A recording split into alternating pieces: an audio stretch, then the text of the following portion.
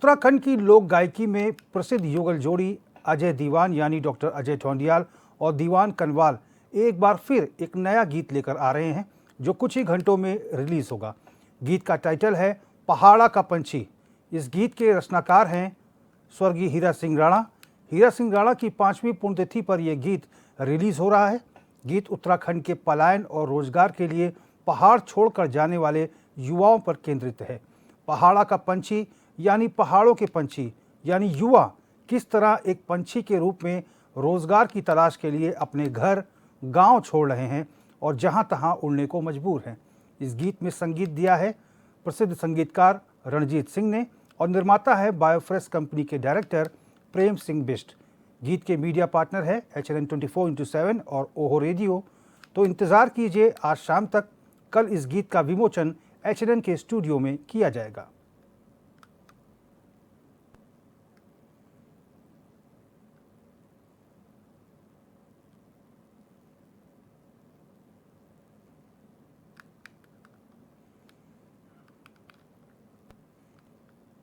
लखनऊ में मेधावी विद्यार्थियों के सम्मान और मुख्यमंत्री विद्यालय खेल पुरस्कार वितरण के लिए कार्यक्रम का आयोजन किया गया, जिसमें सीएम योगी आदित्यनाथ ने मुख्य अतिथि के रूप में शिरकत कर यूपी बोर्ड के 85 मेधावी छात्रों को सम्मानित किया।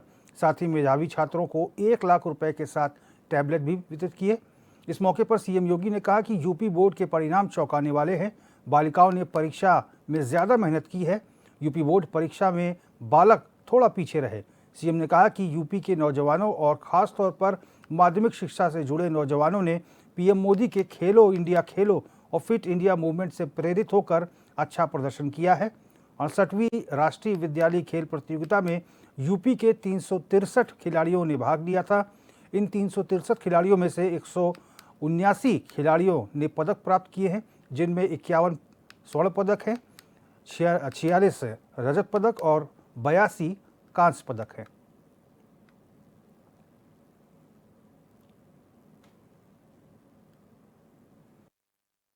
टीम गेम्स में जो टीम गेम्स थी उसमें जिन छात्रों ने स्थान प्राप्त किया था उन्हें स्वर्ण पदक पर 35,000 रुपये, रजत पदक पर 25,000 रुपये और कांस्य पदक पर 15,000 रुपये की राशि प्रोत्साहन स्वरूप उन्हें प्रदान करने का कार्य किया जा रहा है।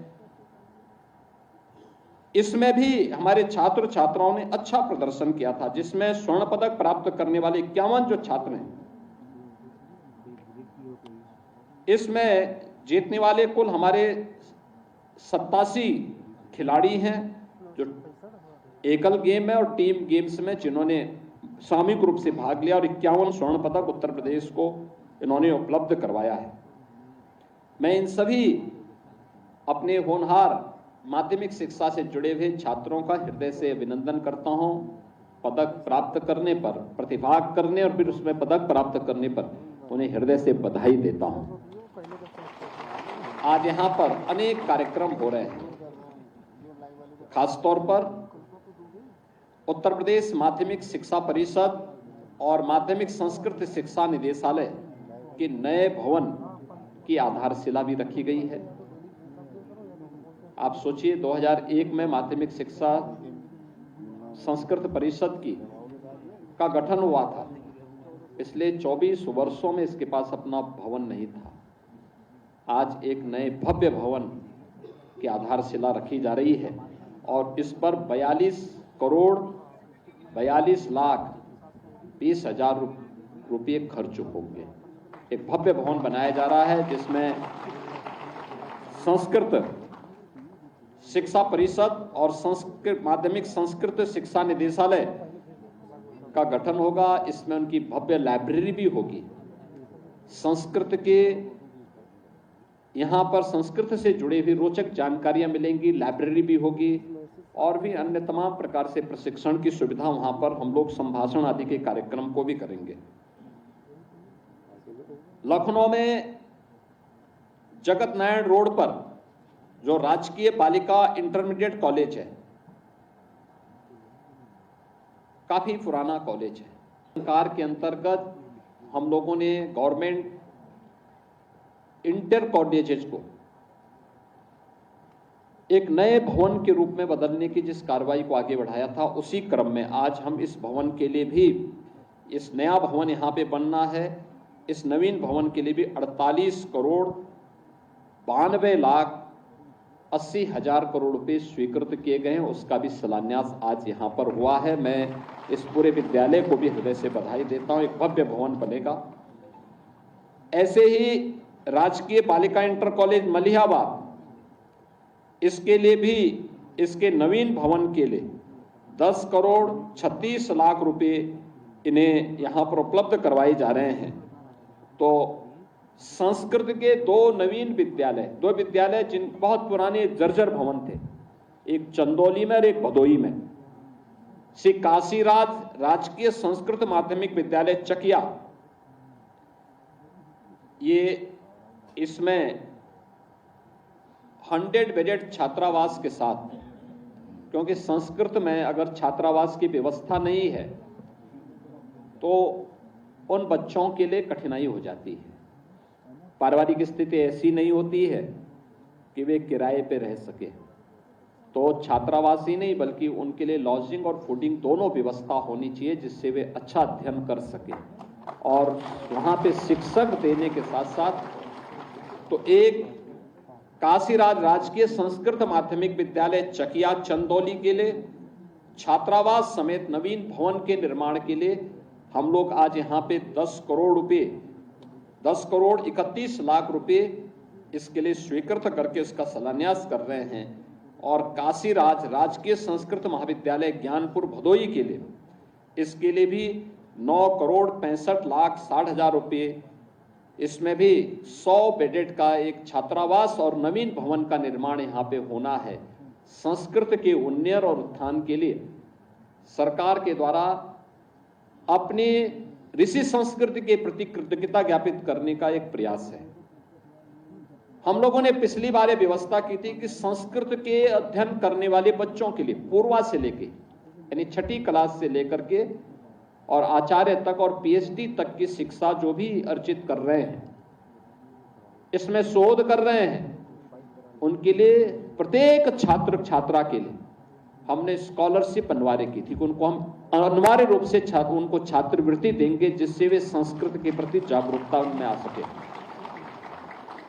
संस्कृत की मान्यता उन्हीं संस्थानों को हम दे रहे हैं जो बच्चों के रहने की व्यवस्था दे सके और उनके खाने की व्यवस्था भी कर सके, क्योंकि संस्कृत को प्रोत्साहित किए जाने की आवश्यकता है। यह हमारे भारतीय संस्कृति की आत्मा है और यह भारतीय संस्कृति की आधारशिला है। और इस दिशा से सरकार ने जो प्रयास प्रारंभ किए हैं, प्रोजेक्ट अलंकार में दूसरा अभियान है हमारा, जो निजी प्रबंधन के द्वारा संचालित सरकार के सहायता प्राप्त संस्थाओं का है। इसमें 75% पैसा सरकार दे रही है जो जर्जर भवन हो चुके हैं, और 25% धनराशि यह निजी प्रबंधन को जुटानी है। वो अपने स्रोत से दें, सांसद विधायक निधि से दें या किसी अन्य निधि से दें, जन सहयोग से वो 25% धनराशि वे इकट्ठा करेंगे और उसके लिए भी नवीन भवन के लिए हम लोग धनराशि यहां से उपलब्ध करवाने का काम। और बड़ी खबर का रुख करेंगे। आरएसएस प्रमुख मोहन भागवत का मथुरा दौरा आज है और 2 दिवसीय प्रवास पर गौग्राम परखम पहुंचेंगे। सह संघ प्रमुख संघ की ओर से आयोजित कार्यक्रम में प्रतिभाग करेंगे। सुरक्षा के कड़े इंतजामात इसके मद्देनजर किए गए हैं।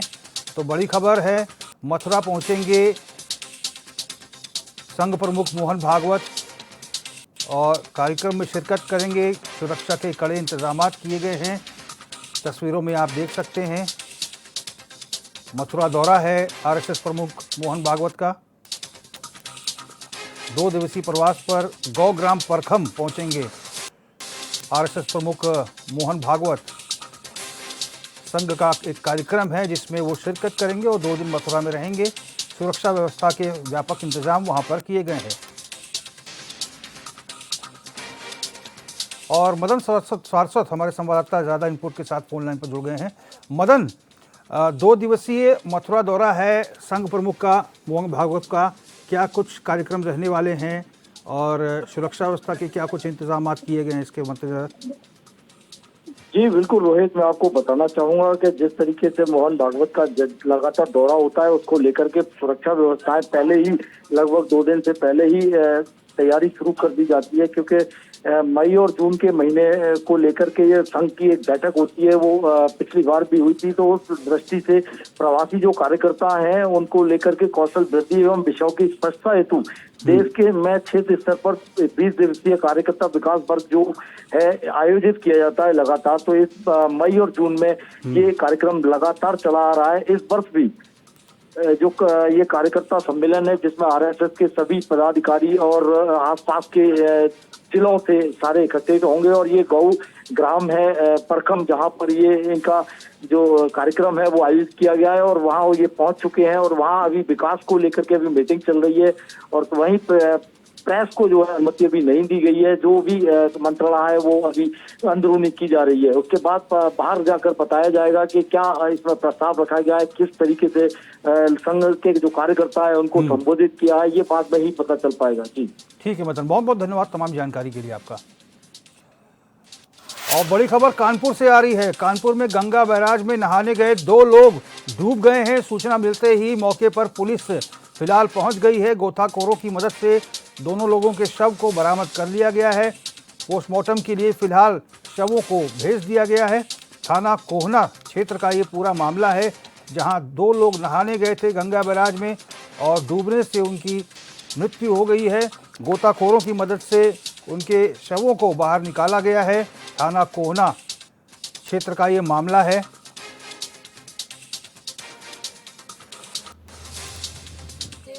ये मेरे दामाद हैं और उनका भी बेटा था 10 साल का, और मझली बिटिया भी मेरा 10 साल का बेटा था। कल आए थे, मझली बिटिया का लड़का आया था इनके यहाँ, कहे मौसा घर चलेंगे। घर आ गया था, सुबह कहने लगा नहाने जाएंगे, तो ले गए बच्चों को नहलाने। एक को नहला चुके, दूसरा वो डूबने लगा, तो उसको बचाने के चक्कर में ये दौड़े। ये नहा भी नहीं रहे थे, पूरे कपड़े पहने हुए थे, चाबी जेब में लगी, मोबाइल जेब में। हाँ नीलू आ गया, उसको बचाने के चक्कर में ये भी कूदे, गहरे पानी में चले गए, डूब गए। दो लोग, एक हमारे दामाद है, एक मझली बिटिया का लड़का नाती मेरा। अच्छा, क्या लगता है वहाँ पे जल पुलिस या गोताखोर होते तो? हाँ, जल पुलिस या गोताखोर होते तो बच जाते, कोई बचाने वाला नहीं था मौके पे। किसकी लापरवाही इसमें बताते हैं? अब साहब खुद की लापरवाही कहेंगे और क्या कहेंगे, हम किसकी लापरवाही, क्या किसी को दोषारोपण क्यों करें। नहीं, अगर पुलिस जल पुलिस अब होता तो बचाव की संभावना थी। और इब्ने हसन जैदी हमारे संवाददाता ज़्यादा जानकारी के साथ फोन लाइन पर जुड़ गए हैं। इब्ने, ये हादसा कैसे हुआ, थोड़ा विस्तार से बताएं, और कैसे वहां पर कोई क्या बचाने वाला नहीं था, कैसे ये दुखद घटना हुई है? देखिए रोहित, मैं आपको बता दूं कि ये कानपुर के अटल घाट पर नहाने के दौरान जो है युवक और उसके साड़ू का बेटा वो डूब गया और दोनों की ही मौत हो गई। जबकि वहां मौजूद युवक के बेटे ने शोर मचाया तो आसपास के लोगों ने और गोताखोरों को सूचना दी। कोन्हा पुलिस ने रेस्क्यू करके दोनों शव को बाहर निकाल लिया है। परिवार के लोगों ने पोस्टमार्टम कराने से इनकार कर दिया। हादसे के बाद से दोनों परिवारों में कोहराम मचा हुआ है। वहीं अगर हम बात करें तो डीसीपी सेंट्रल श्रवण कुमार सिंह जी ने बताया है कि ये सुबह की ये घटना थी, जिस पर अटल घाट पर जो है परमरिया पूर्वा नवाबगंज के जो है विनोद कुमार, उनका बेटा अनिकेत और साड़ू का बेटा, ये लोग 3 गर्मी के चलते सुबह उठने के बाद नहाने पहुंच गए। अनिकेत ने बताया कि तीनों लोग गंगा में नहा रहे थे। इस दौरान वरुण पानी की गहराई में उतर गया। तेज बहाव चपेट में आने से डूबने लगा, तो वरुण को बचाने के चक्कर में अब विनोद भी गहराई में चला गया और दोनों ही डूब गए, जहां पर दोनों की ही मौत हो गई। जी तभी। चलिए विनय, बहुत बहुत धन्यवाद तमाम जानकारी के लिए आपका। खबरों में आगे बढ़ेंगे। श्रावस्ती के मल्हीपुर थाना इलाके में एक विवाहिता का शव संदिग्ध परिस्थितियों में छत से झूलता मिला। बता दें कि घर में अक्सर महिला से ससुराल वालों का दहेज को लेकर विवाद होता था, जिसके चलते मृतका के परिजनों ने ससुराल वालों पर हत्या का आरोप लगाया है। वहीं सूचना पर पहुंची पुलिस ने मृतका का शव पोस्टमार्टम के लिए भेजकर आगे की कार्रवाई शुरू कर दी है।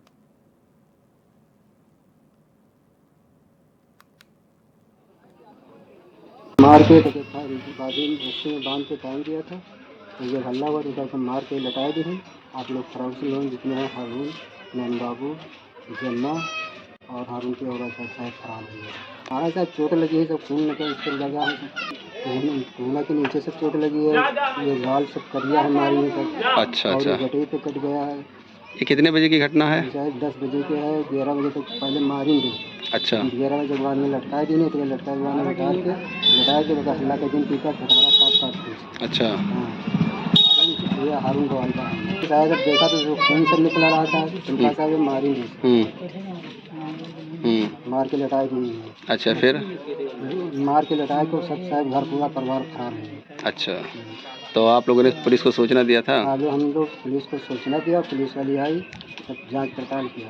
अच्छा अब पोस्टमार्टम की कार्रवाई हो रही है? हाँ पोस्टमार्टम की इंक्वायरी हो रही है। अब पूरी घटना भैया जैसे ही लेके आवा तो तब से के घरे तो हम लोग आए थे नहीं रहा। अच्छा। और सुबह से भी बिटिया हमार यहाँ वहाँ चलत रही, तो अलग में नहीं देखी, ये मारत रही दी वसरी वसरी यहाँ वहाँ मारा, ये बप्पा दादा चिल्ला है। अच्छा। बप्पा दादा चिल्ला 7 बजे से मारे लाग है, अभी 11 बजे भर मारी से। अच्छा 11 बजे भर मारिन है, देखा 11 बजे से थी। अब ये घर में काट नान बाबू और जम्मा बदुई 2 लोग। हाँ दिन जैसे खांसी के रोज भैया, तो जैसे देखो कनपटा दूर करिया। अच्छा और फिल्ली वो सब कटा है। अच्छा। कल फरा सब देखो वो कटा है, और कटाई तो सब कटे। अब मुँह कहिए और फिल्ली के 2 अच्छा और कटाई के 3 और जो पीठी में है ना पीठी का देख लो पीठी, तो हम आप लोगों का पता ही चला जब पहनावा जाओ तब वो चिल्लाए। अच्छा। जब वो मारे तब वो चिल्लाए। अच्छा जब चिल्लाए तो जैसे के घर में तो हम लोग जितने घर के मन ही राहत रहे, तो ना कोई के बचावे जाए, क्योंकि अतरा डर रहा, वो कहीं डर रहता मन ही मारे डांट रहा लड़की किया, तो उनके डर कर मारे कोई बचावे नहीं गा। अच्छा। मार डारी अच्छा मार डारी तो कहीं तो नरे अब रहा सहा आप मार दिया पता ही चला कि जब वो सभे चिल्लाए लाए। एटा के कोतवाली नगर क्षेत्र स्थित मेडिकल कॉलेज में वार्ड में भर्ती महिला ने दूसरी महिला के जेवर और नकदी चोरी कर लिए। पीड़ित महिला का आरोप है कि शिकायत करने के बाद भी मेडिकल कॉलेज के स्टाफ ने मदद नहीं की, लेकिन पूरी वारदात वार्ड में लगे सीसीटीवी में कैद हो गई थी, जिसे पुलिस खंगाल रही है। पीड़ित महिला का आरोप है कि रात होते ही वार्ड के स्टाफ वहां से चले जाते हैं।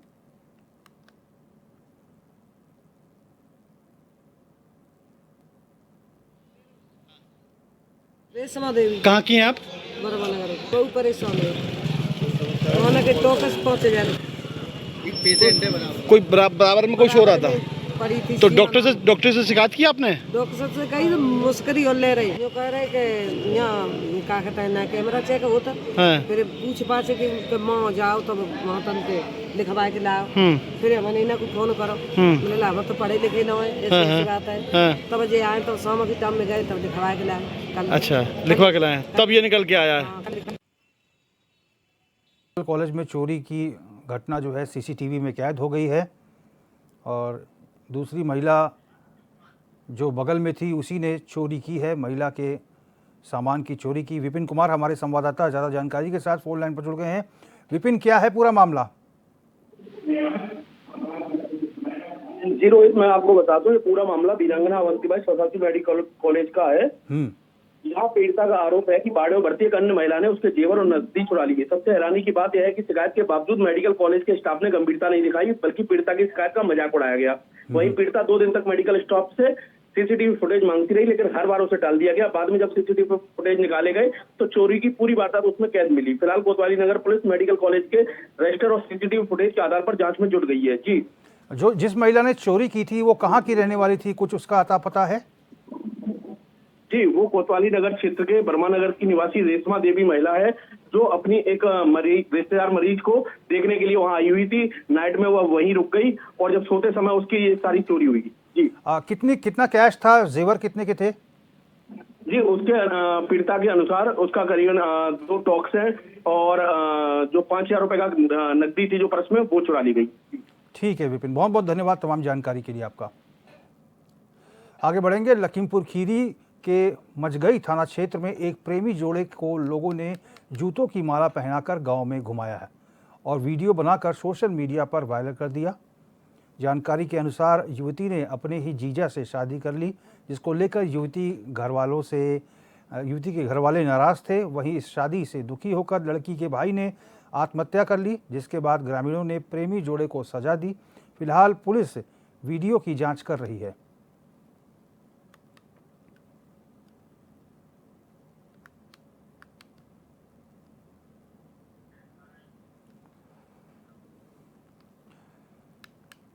झांसी कानपुर हाईवे पर पूछ थाना क्षेत्र के खिल्ली गांव के पास में एक कार अनियंत्रित होकर डिवाइडर से जा टकराई। हादसे में कार सवार 8 लोगों में से 3 की मौके पर ही मौत हो गई, जबकि अन्य लोग गंभीर रूप से घायल हो गए, जिन्हें झांसी मेडिकल कॉलेज में भर्ती करवाया गया है। वही घटना की सूचना पर पहुंची पुलिस ने घटनास्थल का जायजा लेकर मामले की जांच शुरू कर दी है। घटना ये हुई है, गाड़ी कानपुर की तरफ से आ रही थी और ये खिल्ली की तरफ जो रोड का डिवाइडर होता है उसमें गाड़ी टकराने से गाड़ी बुरी तरीके से क्षतिग्रस्त हो गई है और 3 लोगों की डॉक्टर साहब ने पुष्टि करी है कि मृत्यु हो गई है और 5 लोग गंभीर रूप से घायल हैं, जिसमें 2-3 बच्चे हैं और उनका ट्रीटमेंट। ये सूचना गांव के साकेत अहिरवार ने फ़ोन करके बताया 112 पे, तो फिर वहाँ से हम लोग गए। तो मौके पर क्या हालात थे? मौके पर गाड़ी की बड़ी बुरी स्थिति थी और डिवाइडर की टकराने से गाड़ी जस्ट पलट गई है और बहुत बुरी स्थिति है। कहाँ भर्ती करा दिया आप? CSC मोड में सभी लोगों को भर्ती करा दिया है। वहाँ डॉक्टर साहब ने 3 लोगों को मृत्यु घोषित कर दिया है। खिल्ली पे कोई गाड़ी से एक फैमिली जा रही थी, सिद्धार्थ नगर से पता चला है कि महाराष्ट्र के किसी गांव में जाना था उनको, तो यहाँ खिल्ली के पास उनका एक्सीडेंट हुआ, जिसमें 8 लोगों को 108 एम्बुलेंस के द्वारा यहाँ पे लाया गया, जिसमें 3 मृत थे और बाकी 5 लोगों को गंभीर चोटें थी, जिनका प्रारंभिक उपचार करके उनको झांसी के लिए रेफ़र किया गया। उसमें 3 लोगों की मृत्यु हुई है। उसमें एक जैसे नाम पता चला है, उसमें एक हुस्ना लड़की है 14 साल की, जो उबैदुर रहमान जो मरीज़ हैं जो इनको चोट आई है उनकी लड़की है। उन्हीं का एक उनकी पत्नी है उबैदुर रहमान की, आसमा 35 साल की, और एक कोई ड्राइवर है जैसा बताया गया है, उसके पिता का नाम नहीं मालूम है, आमिर है, वो ज़िला गोंडिया का है। तो ये 3 लोग मृत अवस्था में लाए गए, जिनका हम लोगों ने मोड़ थाने को रिपोर्ट भेज दी गई है। आगे बढ़ेंगे। बदायूं में तेज रफ्तार का कहर देखने को मिला है, जहां तेज रफ्तार अज्ञात वाहन ने एक बाइक सवार 3 लोगों को रौंद दिया। हादसे में तीनों लोगों की मौत हो गई। घटना की सूचना पर पहुंची पुलिस ने सभी के शवों को कब्जे में लेकर पोस्टमार्टम के लिए भेजा है और जांच में जुट गई है।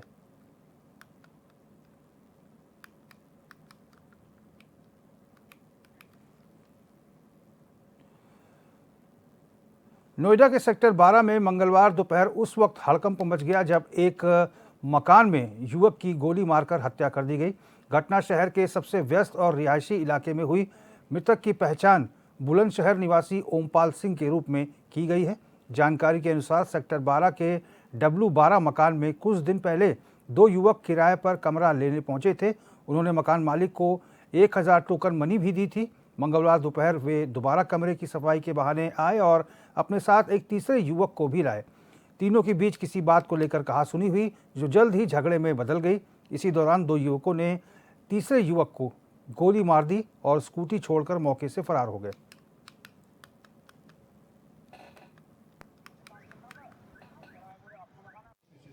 सेक्टर 12 थाना क्षेत्र 24 में एक मकान किराए पर लेने के लिए कुछ लोग कल आए थे और उसके बाद आज वो शिफ्ट होने आए थे, जिसमें आज वो दुकान में साफ सफाई कर रहे थे। इसी में वो एक मित्र भी उनके साथ में था और उसके बाद उसको गोली लगी है, एक जिसका मृतक की पहचान ओमपाल सिंह के रूप में हुई है। इसमें हमने 3 टीमें बनाई गई हैं और उसके बाद सारे CCTV फुटेज और डिटेल निकाले जा रहे हैं। इसमें बहुत सारे तथ्य सामने आए हैं, जिसको लेकर के हमारी टीमें लगातार कार्रवाइयां कर रही हैं। जल्द से जल्द इसका खुलासा किया जाए। सारे तथ्यों को एनालाइज किया जा रहा है, जल्द से जल्द इसका खुलासा किया जाए। क्या वजह क्या निकल गई? वजह अभी जांच की जा रही है, जल्द से जल्द इसका खुलासा। किसने बुलाया था? ये आपस में जान पहचान के लोग थे। ये सारे एंगल पे हम लोग, हमारी टीमें लगी हुई हैं और जानकारी की जा रही है। ओमपाल सिंह नाम है मृतक का ओमपाल सिंह नाम है और इसके बारे में जानकारी की जा रही है। इस बुलेटिन में फिलहाल मेरे साथ बस इतना ही। देश और प्रदेश की तमाम बड़ी खबरों के लिए आप देखते रहिए HNN 24/7। नमस्कार।